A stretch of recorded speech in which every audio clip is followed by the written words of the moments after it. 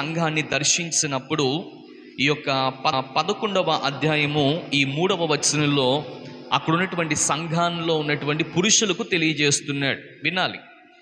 ఇక్కడ ఉన్నటువంటి విషయం ఏంటనంటే, ఆ దినాన్ని అపోస్తుడైనటువంటి పౌలు గారు కొరింథీ సంఘాన్ని దర్శించాడు. క్రీస్తు యొక్క శకము 54వ సంవత్సరం నుండి ఇంచుమించు 55వ సంవత్సరపు మధ్యకాలంలో ఈ యొక్క సంఘాన్ని దర్శించినట్లు చరిత్ర మనకు తెలియజేస్తూ ఉంది. నిజంగా చెప్పగలిగితే అపోస్తుల కార్యం ఏం చెప్పబడుతుందంటే, విభజించబడినటువంటి క్రీస్తు సంఘమునకు సలహాలు ఇచ్చాడు. ఆయన విభజించబడినటువంటి క్రీస్తు సంఘానికి సలహాలు ఇచ్చాడు. అప్పట్లో మొట్టమొదటిగా కొరింథీ పత్రికను చూడగలిగితే, కొరింథీ సంఘాన్ని చూడగలిగితే, సంఘం కట్టబడింది.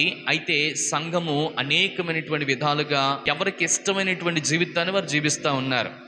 అందులో ముఖ్యంగా పురుషులు ఎలా ఉన్నారనంటే, ఎవరిష్టానుసారంగా వారు జీవిస్తూ ఉన్నారు, ఎవరిష్టానుసారంగా వారు బ్రతుకుతున్నారు. అందుకనే అక్కడ భక్తుడు అంటున్నాడు, చాలా జాగ్రత్తగా ఈ లేఖనాలని ఈ గ్రంథంలో పొందుపరిచాడు. ఆయన అంటున్నటువంటి మాట ఏంటనంటే, ఏమన్నాడు తెలుసా?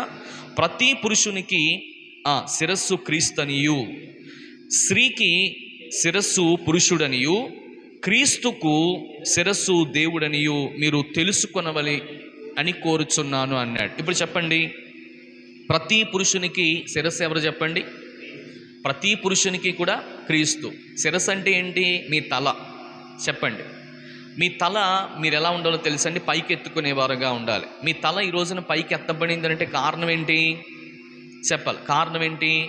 చాలాసార్లు తల పైకి ఎత్తబడ్డం అంటే, నా తలను దించేశాడండి వీడు, నా కూతురు నా తలను అందరిలో దించింది అంటే మనం పరువు పోయిందన్నమాట.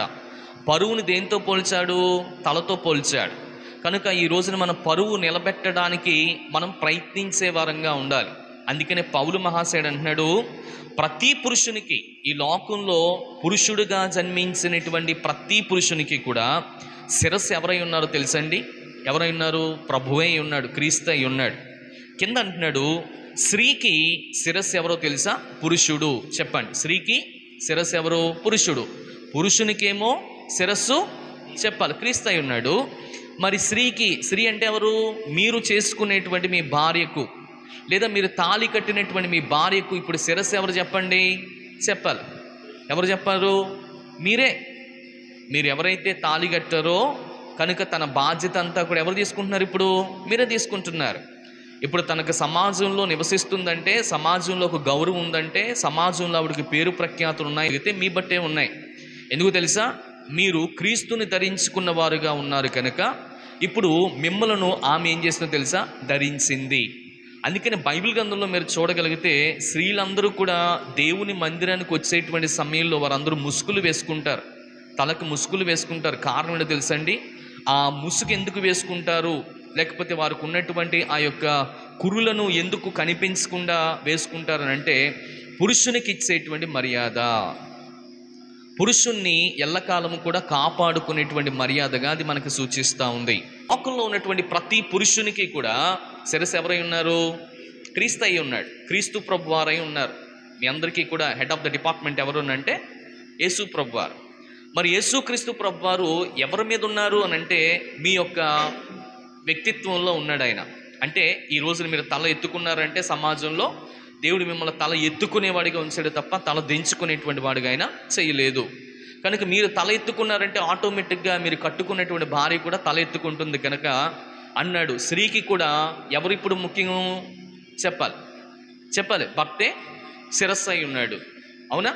ఇకపోతే మూడోది అంటున్నాడు క్రీస్తుకు శిరస్సు ఎవరై ఉన్నారనంటే దేవుడై ఉన్నాడు. దేవుడి నామానికి మహిమ కలుగును గాక. చూసారా లింకప్స్ ఎలా చేశాడు? ఇక్కడ చాలా అద్భుతమైనటువంటి విషయాలు ఇక్కడ మనం చూడగలుగుతున్నాం. చూడండి, ఇంకొక మాట కిందకు వచ్చేస్తే, కిందకి 7వ వచనం చూద్దాం. అదే 11వ అధ్యాయం 7వ వచనం చూడగలిగితే, పురుషుడైతే దేవుని పోలికయు మహిమనై ఉన్నాడు. దేవునికి స్తోత్రం. ప్రియదేవుని బిడ్డ, చూడండి పురుషుడు ఎలా ఉన్నాడంటే, ఇప్పుడు చెప్పండి పురుషులారా మీరు ఎలా ఉన్నారో చెప్పమంటారా? మీ అమ్మగారి పోలికలోనో మీ నాన్నగారి పోలికలో కాదు. చాలామంది అలా పుడతారు, కానీ నిజమైనటువంటి పోలిక మనం చూడగలిగితే, మనము దేవుడు సృష్టించినటువంటి ఆ సృష్టి దినము, ఆ దినానికి వెళ్తే, లేకపోతే ఆ గడికి వెళ్తే దేవుడు తన స్వరూపములో మానవుని ఏం చేశాడో తెలుసా? చేసుకున్నాడు. మొట్టమొదటి మానవుడు ఈ లోకంలో ఎవరైనా ఉన్నారు అని అంటే ఆది ఆదామనబడినటువంటి, చెప్పండి, ఆదాము గారు మనకు కనిపిస్తున్నాడు. ఆయన మొట్టమొదటి పురుషుడు. ఆయన ఏదేను వనంలో ఉన్నప్పుడు ఆయన తండ్రి అనేటువంటి దేవుడు తల ఎత్తుకునేవాడుగా చేశాడు. కొన్ని దినాల తర్వాత వారు తలలు దించబడ్డాయి. ఎందుకనంటే వారు చేసినటువంటి అపరాధము కొలది. కనుక తనకు ఇచ్చినటువంటి తన భార్య కొలది ఏమైంది అని అంటే అపరాధముల చేత వారు చచ్చినటువంటి పరిస్థితుల్లోనికి వెళ్ళిపోయారు. అయితే ఈరోజున మీరు బాగా గమనించండి, దించబడినటువంటి ఆ శిరస్సు, ఏమండి, వధించబడినటువంటి ఆ శిరస్సు, లేకపోతే పడిపోయినటువంటి ఆ శిరస్సు, సమాజంలో గౌరవం లేనటువంటి ఆ శిరస్సును మరొక్కసారి పైకెత్తడానికి మోషే ఏమండి ఆ యొక్క ఏమండి సర్పమును ఎలాగును ఎత్తెనో అనే విషయాన్ని మనం చూడగలిగితే, అలాగున ప్రభు మీ జీవితాల్లో విషయం ఏంటంటే, ప్రభు మరణించిన తరువాత ఏమండి ఆయన తిరిగి లేచినటువంటి సమయంలో ప్రతి ఒక్క ఆత్మీయమైనటువంటి పురుషునికి లేదా ప్రతి ఒక్క సంఘంలో ఉన్నటువంటి వారందరికీ కూడా క్రీస్తు పురుషుడై ఉన్నాడు. అంటే పురుషునికి శిరస్సు ఎవరై ఉన్నారు? క్రీస్తు అయి ఉన్నాడు. కనుక విలువ వచ్చింది, లేకపోతే గొప్ప ఖ్యాతి వచ్చింది, ఘనత వచ్చింది. అందుకనే ఇప్పుడు మీరు చూడండి, ఆ ఖ్యాతి, ఆ ఘనత, ఆ విలువ దేన్ని బట్టి వచ్చిందని అంటే ఆయన పోలికను బట్టే వచ్చింది. అందుకనే ఆయన ఎవరి పోలికను పెట్టుకుని ఆయన మనలను కలగజేశారనంటే ఈ లోకంలో మనం అందరం కూడా ఆయన పోలికలోనే ఉన్నాం. రెండోది అంటున్నాడు, మనము పోలికలో ఉండడం గొప్ప సంగతి కాదు. మరి పోలికలో ఉన్నటువంటి మీ బిడ్డలు, మీకు పుట్టిన బిడ్డలు, లేకపోతే మీ పోలికలో బిడ్డలు చాలామంది మరి మీ మాట అంటున్నారా? చాలాసార్లు అంటారు, అచ్చం మీరు మీ నాన్నలాగే ఉన్నారండి, అచ్చం మీరు మీ అమ్మలాగే ఉన్నారండి, అచ్చం మీరు మీ యొక్క తల్లిదండ్రులాగే ఉన్నారు. నిజమే, మన బిడ్డలు మనలాగే ఉంటారు, మీ బిడ్డలు మీలాగే ఉంటారు. దాన్ని బట్టి అర్థమవుతుంది ఏంటంటే నాన్న పోలికొచ్చింది, అమ్మ పోలికొచ్చింది. మరి అమ్మ నాన్న ఎవరిని పోల్చబడి ఉన్నారు అంటే దేవుని శిరస్సై పోల్చబడి ఉన్నారు. ఏమండి, స్త్రీ ఏమో భర్త శిరస్సుకు పోల్చబడి ఉంది. మరి ఈ రోజున సంఘం దేనికి పోల్చబడి ఉందనంటే ఏమండి, దేనికి పోల్చబడి ఉంది? క్రీస్తు యొక్క ప్రభువారి యొక్క దైవత్వానికి పోల్చబడి ఉంది అనే విషయాన్ని ఇక్కడ మనం బాగా గమనించాలి. ఏది ఏమైనప్పటికీ కూడా ఇక్కడ అంటున్నటువంటి మాట ఏంటంటే పోలిక. మనం పోలికలో ఉన్నాము. మనం ఈ రోజున ఈ పోలికలో మాత్రమే కాదు, మనం కూడా అనేకమైన వారికి పోల్చబడే విధంగా ఉండాలి. ఈ రోజున చాలామంది పురుషులు ఇక్కడికి వచ్చారు, చాలా సంతోషం.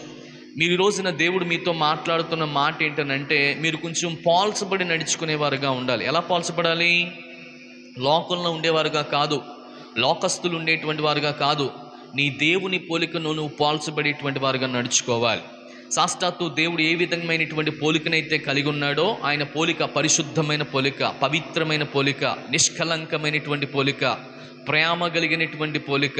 ఏమండి, ఆయన యొక్క మాటలో కానీ, ఆయన యొక్క చూపులో కానీ, ఆయన వ్యవస్థలో కానీ, ఆయన పలకరించే విధానంలో కానీ, ఆయన సమాజానికి చేసినటువంటి సేవలో కానీ, సమాజాన్ని ప్రేమించేటువంటి విధంలో కానీ, ఇవన్నీ మీరు చూడగలిగితే ఆయనకు ఒక ప్రత్యేకమైనటువంటి దర్శనం ఉంది.